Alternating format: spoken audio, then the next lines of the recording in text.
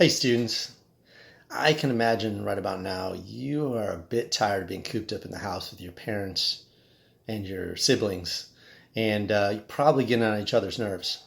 And I'll be honest, I can relate. I love my wife, don't get me wrong, and my boys are just fantastic, a true blessing from God. But there are times when we don't see eye to eye, we butt heads. My boys get tired every day and a little cranky, and they don't want to do what dad tells them to do, and we have some blowups. But I was looking at the scripture that we have for today, and it's First Peter chapter 3.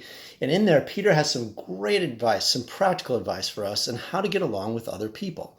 Both people in our family and friends, and also people that we typically don't get along with, and you could even say our enemies. So if we look at chapter 3, verses 8 and 9, it says, to sum up, all of you be harmonious, sympathetic, brotherly, kind-hearted, and humble in spirit, not returning evil for evil or insult for insult, but instead giving a blessing, for you were called for the very purpose that you might inherit a blessing. So what does this mean? Peter is just telling us exactly the character traits that we need to exhibit towards other people, all kinds of people, no matter what they do to us or how they wrong us. We need to be harmonious and sympathetic.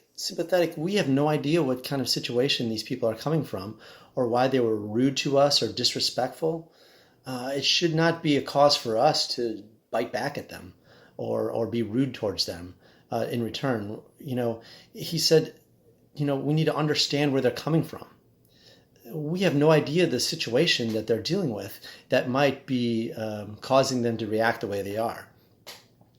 And in what he says here also is you are to give a blessing to them instead. So what does that mean, giving a blessing?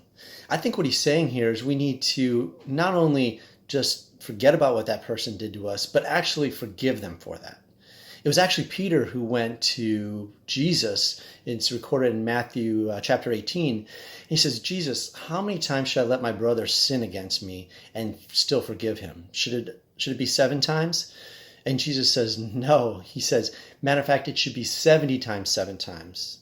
Jesus is saying, listen, you just keep forgiving this person because, like it says in the end of verse 9 here, what we need to do is continue to forgive them, so eventually we will be available to receive a blessing from them in return where they forgive us for a way that maybe we have wronged them. So students, I hope that this word is an encouragement to you, is edifying to you today, and you can take some of this back in your relationships with your families as we go through this. And matter of fact, when we get through this whole quarantine thing, this is great word for us in our relationships with other people in school and outside of our home.